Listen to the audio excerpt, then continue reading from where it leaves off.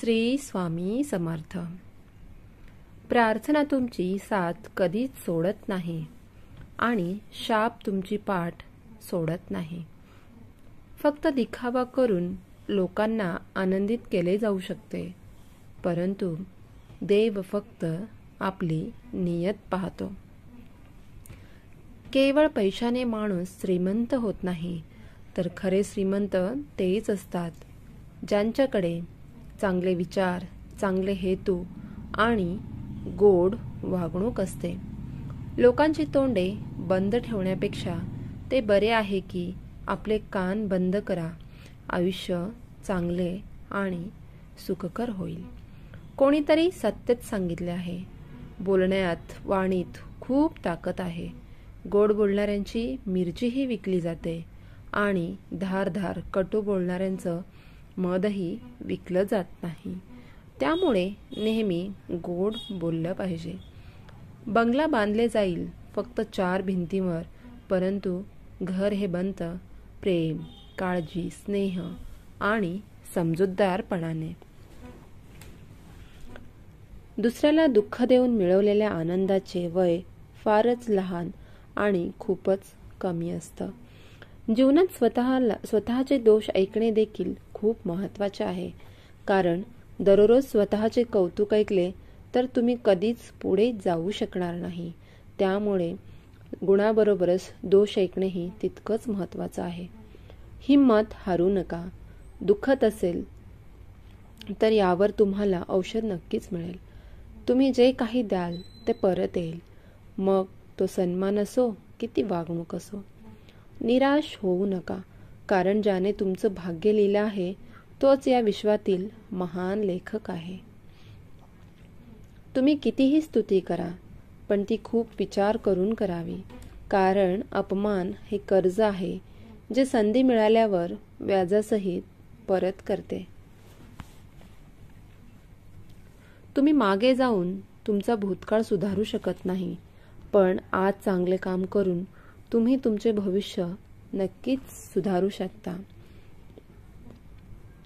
ज्यांना तुमचा हेवा वाटतो त्यांच्या मागे पडू नका, कारण हेच लोक आहेत ज्यांनी तुम्ही त्यांच्यापेक्षा श्रेष्ठ आहात हे मान्य केलं आहे. या 5 गोष्टी लगेच सोडा. आयुष्यात खूप आनंदी राहाल. पहिली गोष्ट प्रत्येकाला संतुष्ट करणे. दुसरी गोष्ट म्हणजे इतरांकडून अधिक अपेक्षा करणे. तिसरी गोष्ट म्हणजे भूतकाळात जीवन जगणे. चौथं स्वतःला कोणापेक्षा कमी समजणे. आणि पाचवी गोष्ट म्हणजे खूप विचार करत राहणे. काळानुसार बदलायला शिका, नाहीतर वेळ बदला. परिस्थितीला दोष देऊ नका. कोणत्याही परिस्थितीत चालायला शिका. ज्याप्रमाणे वारा एका दिशेने वाहत नाही, ते वेळोवेळी बदलत राहते, त्याचप्रमाणे माणसाचे नसीब देखील वेळोवेळी बदलत राहते. अंधारानंतर उजेड हा व्हायलाच पाहिजे. म्हणूनच वेळ वाईट असेल तर काळजी करू नका. फक्त योग्य वेळेची वाट पहा, कारण वेळ ही नक्कीच बदलेल. लक्षात ठेवा, वाईट लोकांना समजावून सांगून सुधारले असते तर बासरी वाजवणारा श्रीकृष्णाने महाभारत कधीच घडू दिले नसते. वरील तो देव तुम्हाला जेवढी वाट पाहायला लावत आहे, परंतु जेव्हा वेळ येईल तेव्हा तो इतके देईल की ते तुम्ही सांभाळू शकणार नाही.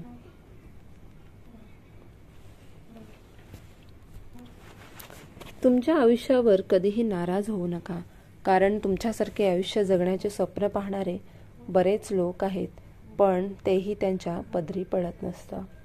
तुम्ही कोणत्याही अयशस्वी व्यक्तीला विचाराल की तुम्ही यशस्वी का नाही आहात, तेव्हा तुम्हाला 2 कारणे ऐकायला मिळतील. एक म्हणजे माझे नसीब खराब आहे आणि दुसरं म्हणजे माझ्याकडे अजिबात वेळ नव्हता. जर तुमचा विश्वासघात केला असेल तर त्याला धन्यवाद म्हणा, कारण हीच माणसे नेहमी शिकवतात की विश्वास नीट विचार करूनच ठेवावा. म्हणून स्वतःवर जास्त विश्वास ठेवा. तुमच्या आत काहीतरी आहे जे प्रत्येक अडथळ्यापेक्षा मोठे आहे.